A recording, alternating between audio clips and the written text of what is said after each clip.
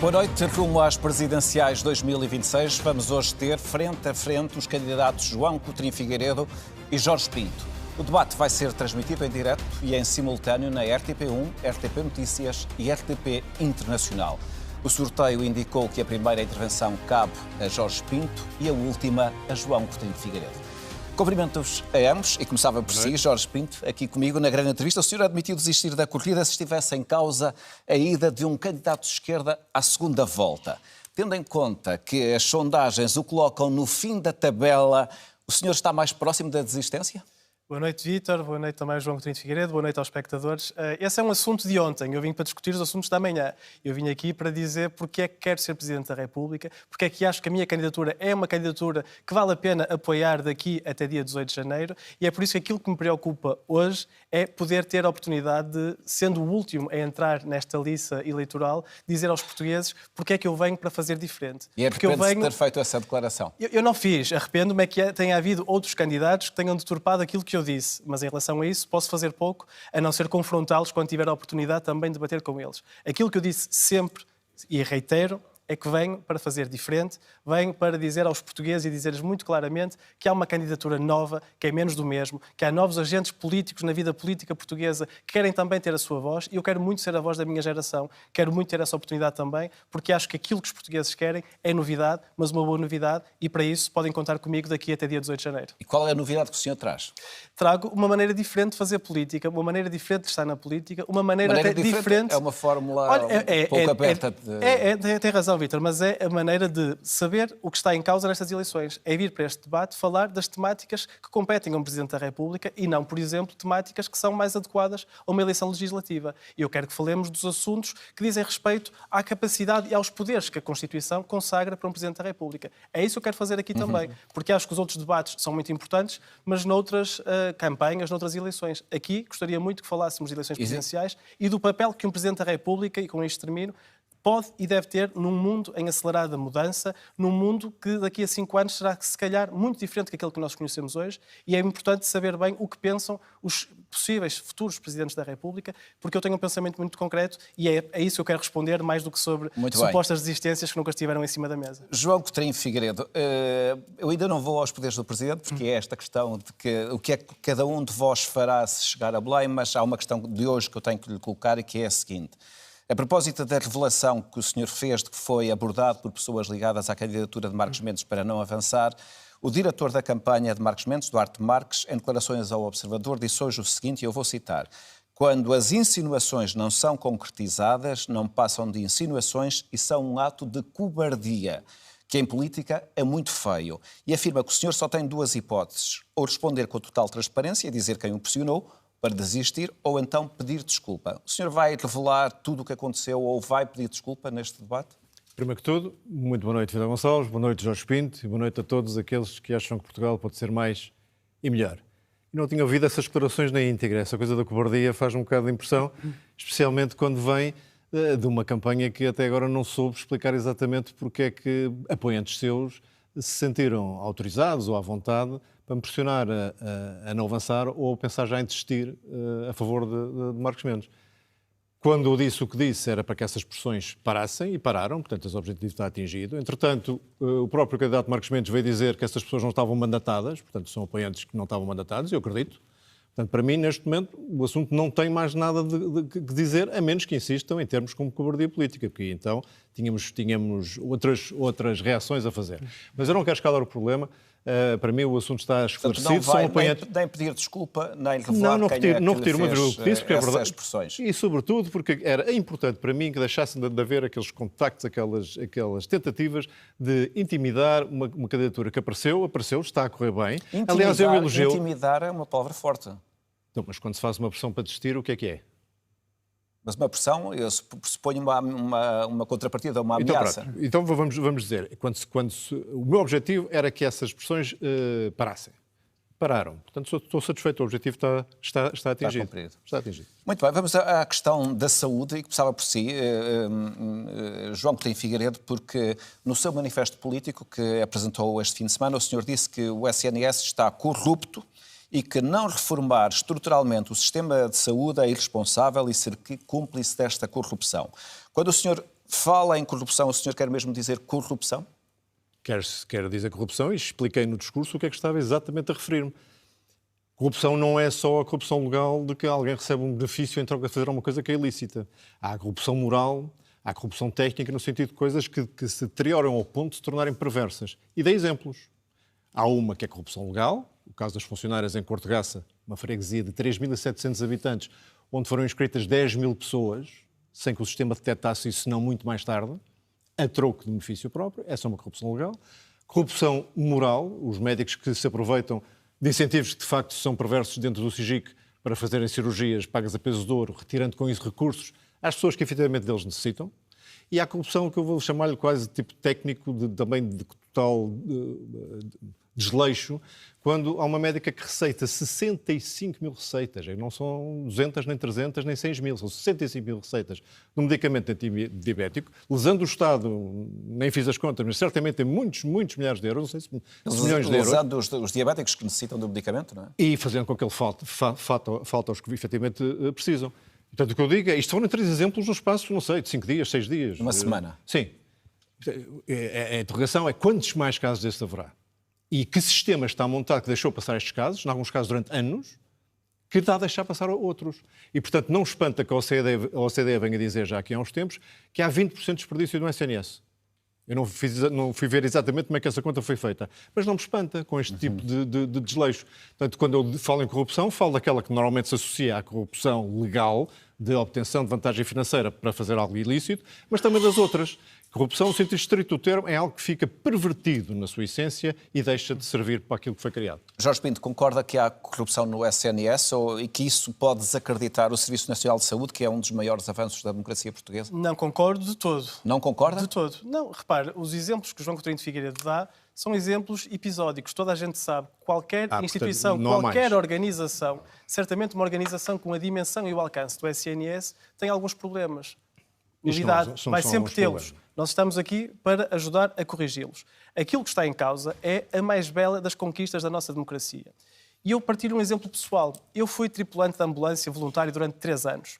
Transportei dezenas ou centenas de pacientes de todas as origens e nunca a nenhum lhes perguntei se eram ricos ou se eram pobres.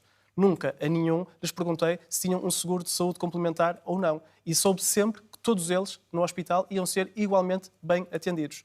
É isto que é o nosso SNS. E é isto que está a ser ameaçado e é precisamente a isto que nós temos de saber dar as condições para que se mantenha e continue a ser o SNS que nós todos tivemos ao longo dos últimos anos. Mas não acha que, tendo em conta a descrição que os relatos que o João Coutinho de Figueiredo fez, é necessária alguma intervenção em termos de gestão e de organização para evitar os casos que acontecem? O que eu acho, e mantendo-me fiel àquilo que eu disse, que são as competências de um Presidente da República, é que um Presidente da República pode ser muito claro em relação àquilo que quer para o seu sistema e Serviço Nacional de Saúde.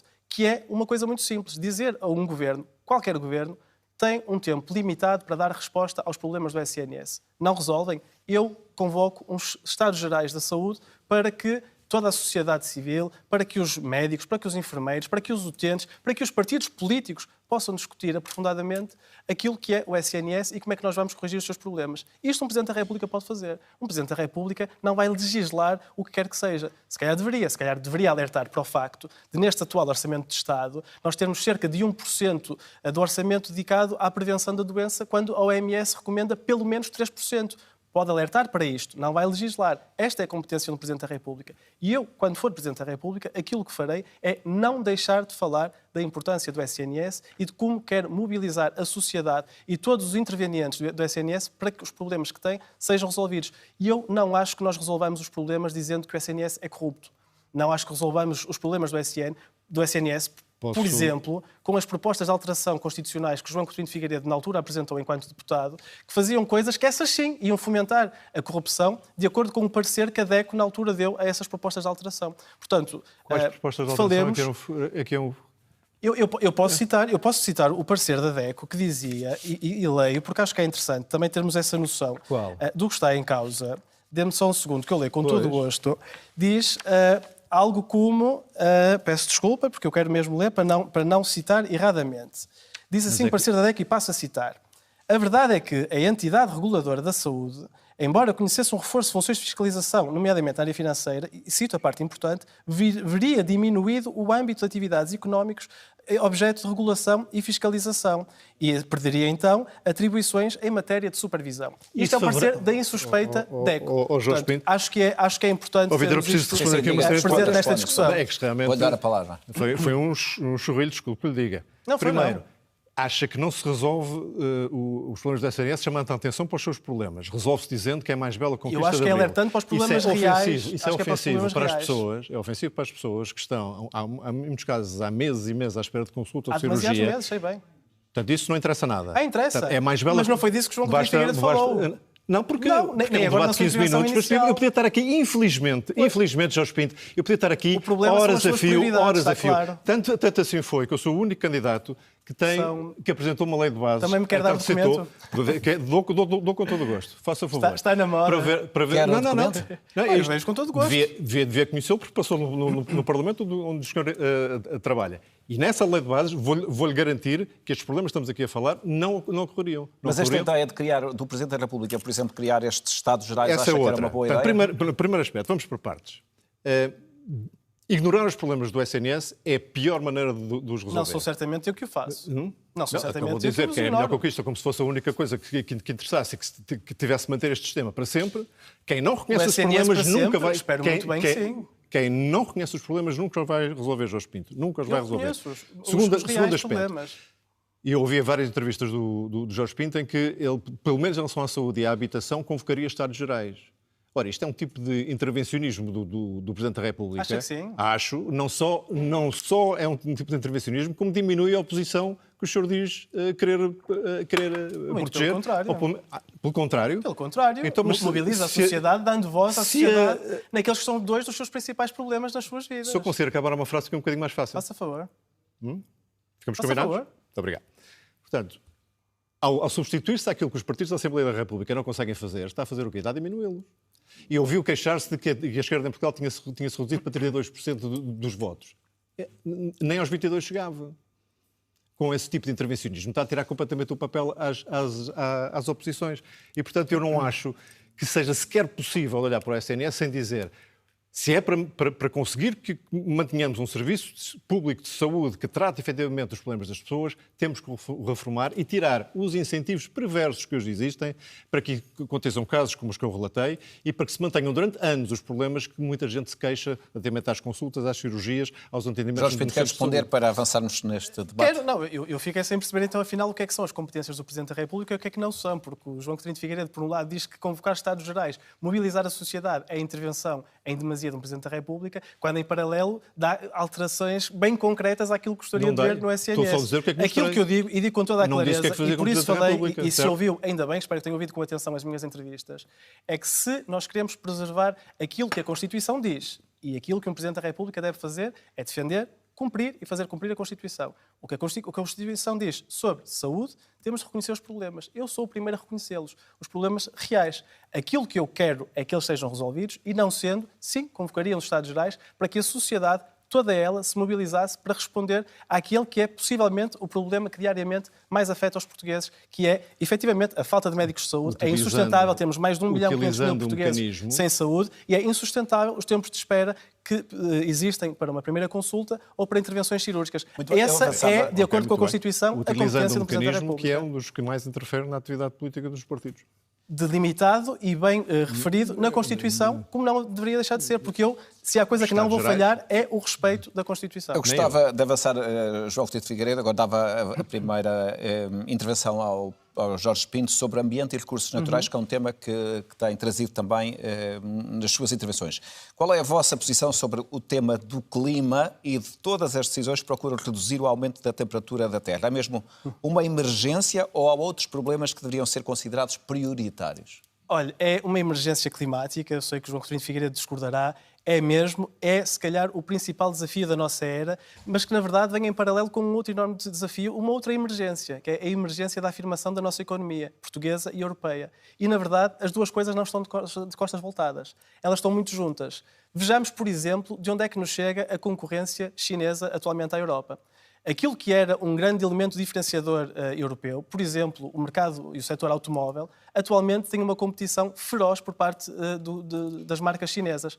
Em que tipo de carros? Carros movidos a eletricidade, carros a bateria. Um exemplo muito concreto, aliando aquilo que eu já fiz no Parlamento. Eu apresentei, em nome do LIVRE, uma proposta que se chamava Do Sol ao Sal. No fundo, para que houvesse um projeto e uma aposta continuada em Portugal na investigação de baterias alternativas aos metais raros, nomeadamente de íon de sódio, de sal, que seriam muito mais baratas, uma matéria-prima muito mais abundante. A Iniciativa Liberal absteve-se. A ironia da coisa é que, meses depois, a CATL, uma das principais produtoras de baterias a nível mundial chinesa, anunciou que ia começar a produção massiva desse tipo de baterias e que, em breve, elas iriam substituir metade, repito, metade das baterias de íon de sódio. João Coutinho Figueiredo, que está com déficit de... Numa linguagem que, se calhar, o João Coutinho Figueiredo percebe melhor, a transição ecológica é a melhor oportunidade de negócio para o nosso país. Saibamos nós imaginar o país dessa forma, João, coisa que infelizmente João Coutinho, num conflito entre transição imaginar. ecológica e custos sociais dessa transição, o que é que deve prevalecer?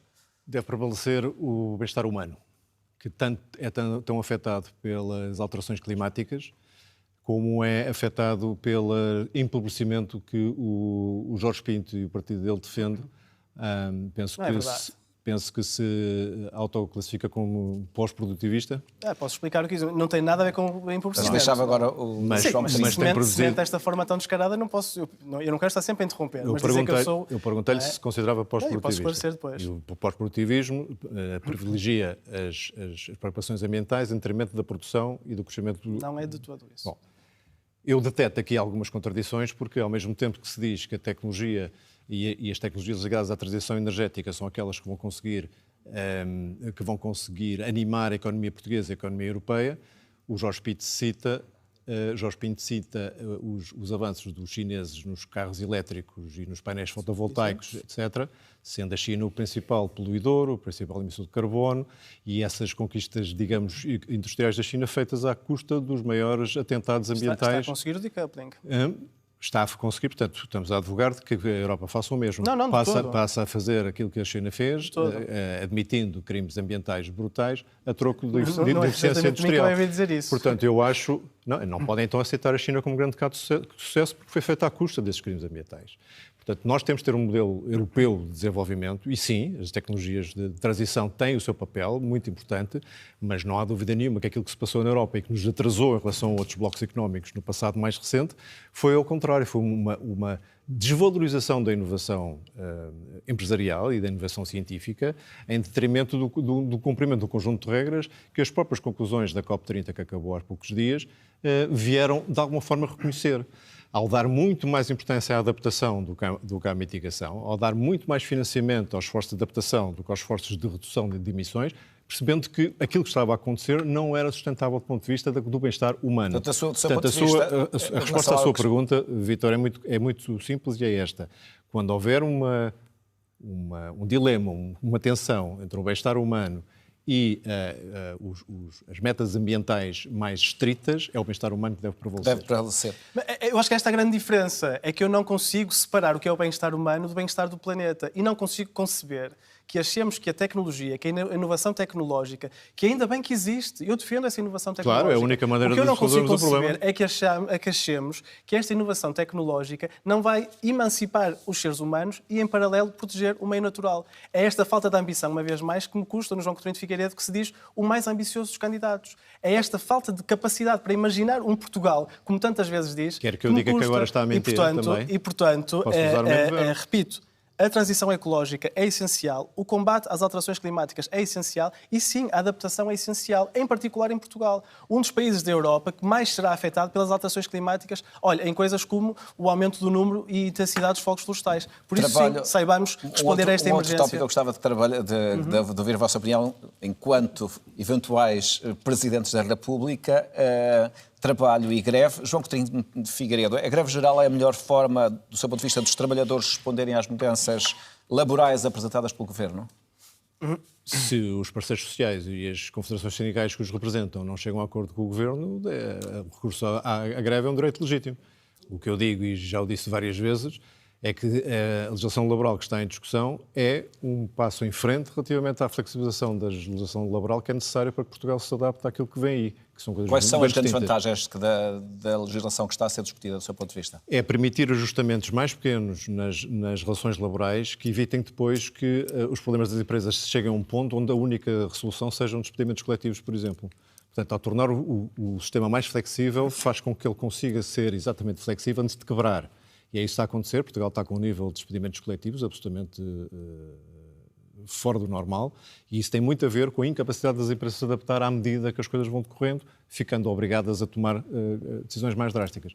Eu não acho que este seja um pacote laboral perfeito, e acho ainda que há negociações que estão a decorrer que podem ainda conduzir a melhor equilíbrio, mas no seu global é uma alteração que é necessária. Aliás, Portugal tem simultaneamente umas legislações laborais mais rígidas e uma das taxas de precariedade dos contratos mais elevadas. Portanto, não é certamente a rigidez que tem impedido a existência de contratos precários, em boa parte vindos do próprio Estado, que também é prevaricador nessa matéria. E basta ver para onde é que as pessoas que têm necessidade de procurar outra vida e têm que sair de Portugal para o fazer, não vão para jurisdições com legislação laboral menos flexível que a portuguesa, vão para mais flexível que a portuguesa, com salários também correspondentemente mais altos.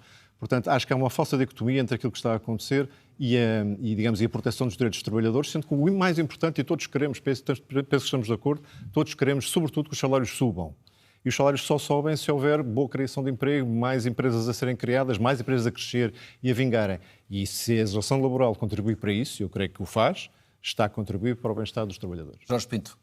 Não, há aqui uma diferença profunda, isso é evidente, porque reparemos, Portugal tem 3 grandes problemas que estão relacionados com esta lei. Já somos o segundo país da União Europeia com mais trabalhadores precários. Continuamos a ter um grande fosso entre salários de homens e de mulheres. Somos um dos países da Europa com menores taxas de natalidade, também fruto das condições laborais que os trabalhadores têm. O que é que este pacote responde a qualquer um destes 3 assuntos? Nada. Piora-os. E eu, na verdade, ouço a direita, do PSD ao Chega, passando agora por João Coutinho de Figueiredo, e aquilo que me parece é que esta direita quer transformar Portugal no Bangladesh.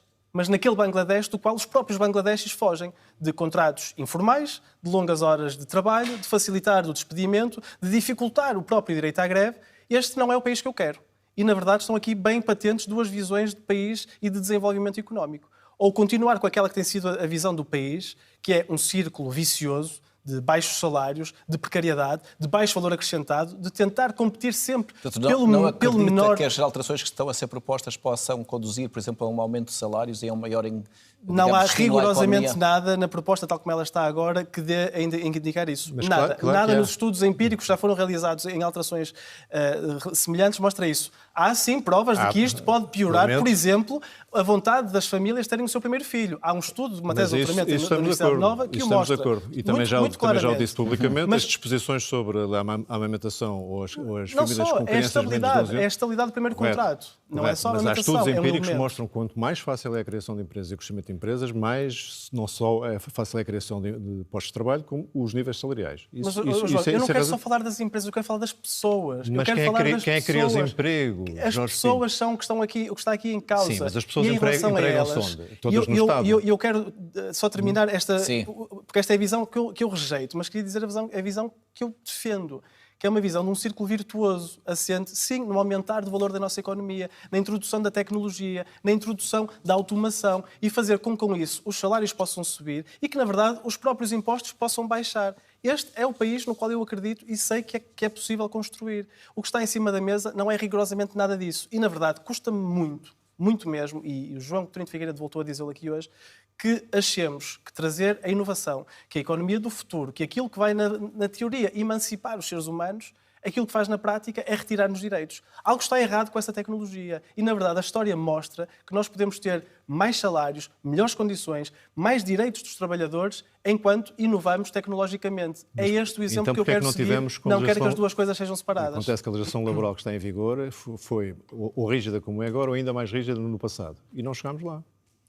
Está a falar da última alteração, 2018? Estou a falar desde que a legislação laboral codificada no Código de Trabalho, que ela nunca foi menos rígida do que agora. Olha, E não criámos esse emprego, portanto, não adaptámos essa tecnologia, portanto, há qualquer coisa que empiricamente também não funciona. Olha, foi termos governados precisamente... E eu ouvi o Jorge Pinto a dizer que temos que colocar a ciência e a inovação no centro da atividade económica e que temos que subir salários. Eu perguntei, como? Por decreto?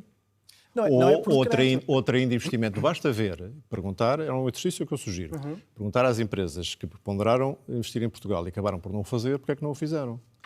E uma das razões vai ser a legislação laboral, a outra a burocracia excessiva, a outra a justiça lenta e a outra a carga fiscal. São sempre as mesmas, há décadas. E se não tivermos a capacidade de atrair esse investimento, já que não temos capacidade interna de investimento portuguesa suficiente, infelizmente, porque não acumulámos no passado, não vamos conseguir fazer essa tal centragem na inovação e na ciência. Não vamos.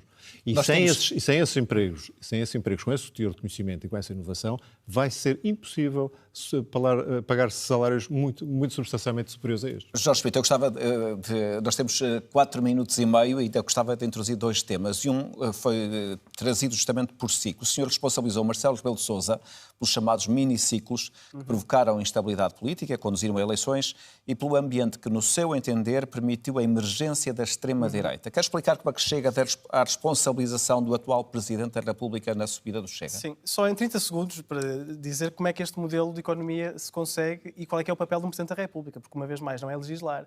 Mas aquilo que essas empresas que poderiam e bem investir aqui em Portugal na transição tecnológica e ecológica, o que elas procuram não é menos meio ponto percentual de IRC. O que elas procuram é estabilidade das políticas. Elas procuram previsibilidade e apoio por parte do Estado português. E era isso que eu gostaria que lhes fosse dado. Em relação a essa pergunta,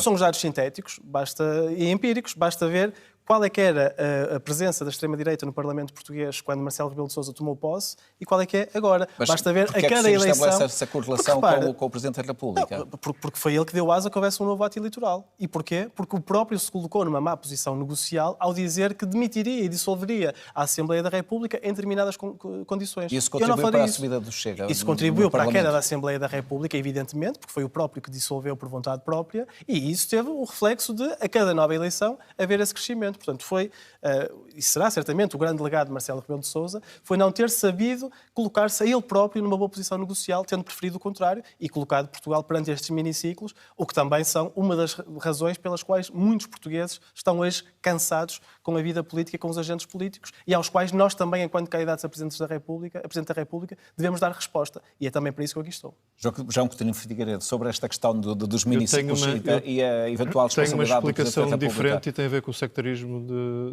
que também aqui deu provas o Jorge Pinto. Porque diz coisas do género: eu quero dirigir-me ao eleitorado do Chega, porque esse eleitorado até há pouco tempo votava até nos partidos. E ao seu também. Até à esquerda. E ao seu também.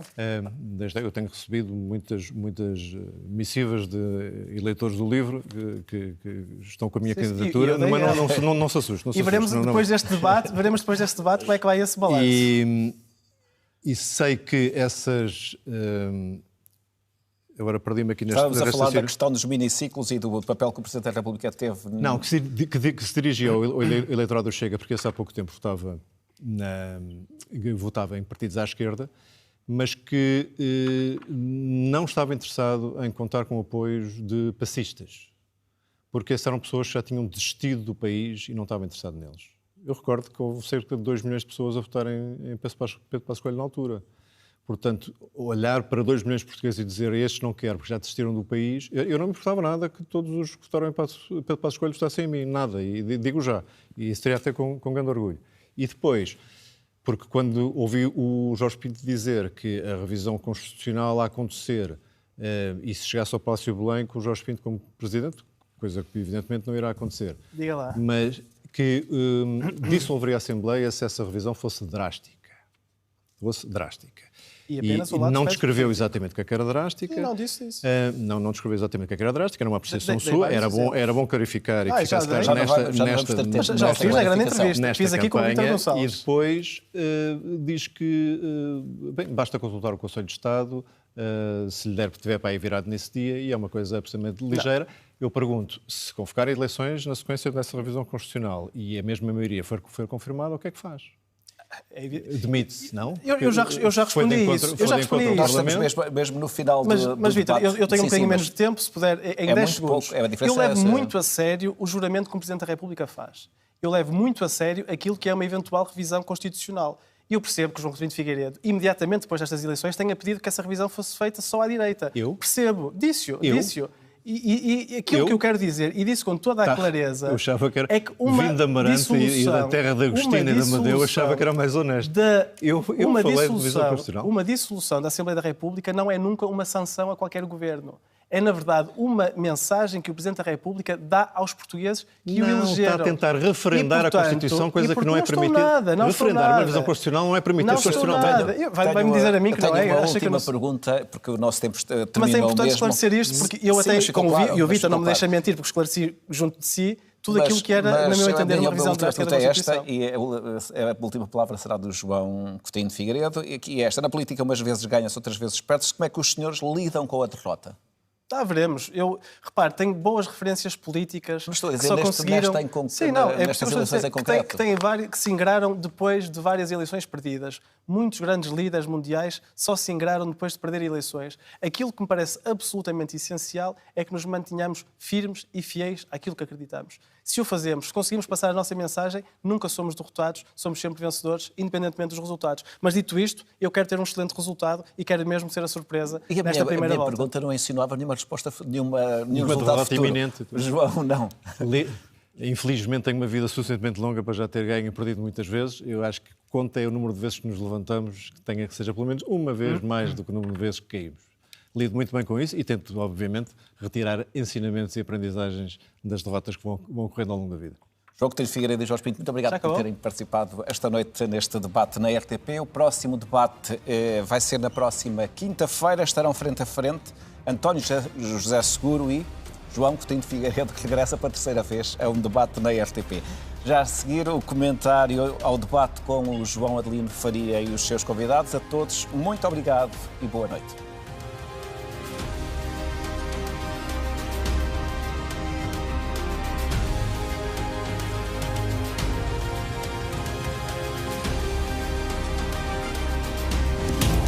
Olá e bem-vindo. Hoje vamos mergulhar a fundo num confronto político que, segundo as notas que temos, foi bastante. Para fazer algo ilícito, mas também das outras.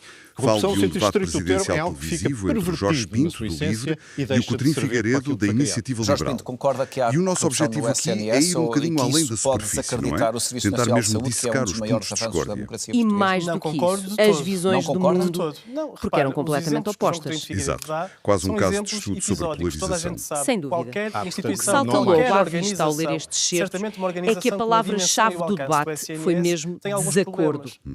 Em nenhuma das matérias, mas em nenhuma mesmo, houve um vislumbre de convergência. E isso é interessante porque não estamos a falar de afinar pormenores. Estamos a falar de duas concepções de país, de sociedade, do papel do Estado, que parecem estar em universos paralelos. E o campo de batalha, onde essa diferença se tornou talvez mais evidente, foi, se calhar sem surpresa, o Serviço Nacional de Saúde. O SNS, claro. As nossas fontes indicam que o Coutinho Figueiredo abriu com uma acusação muito forte. Ele afirmou que existe corrupção no SNS a vários níveis. A descrição que hoje foi uma afirmação de peso. Foi, e ele não a deixou no ar. O que o material nos mostra é que ele procurou substanciar essa acusação com 3 exemplos muito específicos, todos eles casos que já tinham tido algum eco na comunicação social. O primeiro, o de uma médica que terá receitado um medicamento para a diabetes para emagrecimento. O segundo, um dermatologista que alegadamente recebeu pagamentos por cirurgias extra. E o terceiro, o das funcionárias do Ministério da Saúde. Exatamente, que teriam inscrito irregularmente milhares de imigrantes no SNS. Usar casos mediáticos tão concretos aquilo que é o SNS e como é que nós vamos corrigir os seus problemas. Isto o Presidente da República pode fazer. Mas também é arriscado. O Presidente da República não vai legislar o risco de ser acusado de estar a generalizar a partir de algumas anedotas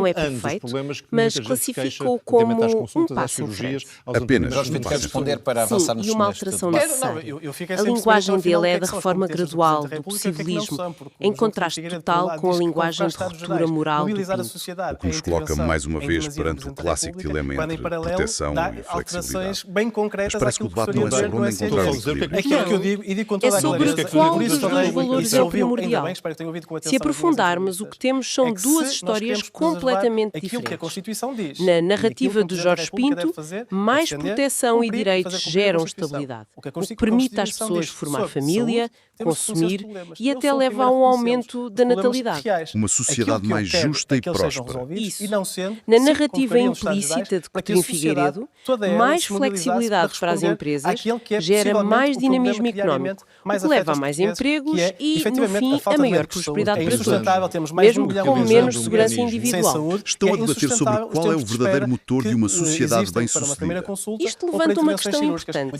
Onde se deve encontrar o equilíbrio entre a flexibilidade que as empresas procuram e a segurança que os trabalhadores necessitam.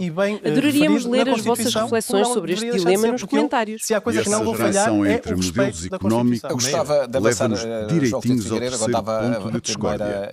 Intervenção ao Jorge Pinto sobre ambiente e recursos naturais, que é um tema que tem trazido também. Aqui o choque é talvez ainda mais fundamental, qual é a vossa posição sobre o tema do clima e de aqui as todas notas as mostram o Jorge Pinto a assumir o tema como uma bandeira, a falar de uma emergência climática e a criticar o adversário por falta de ambição. Mas a resposta do Coutinho Figueiredo é que parece ter sido o momento mais revelador.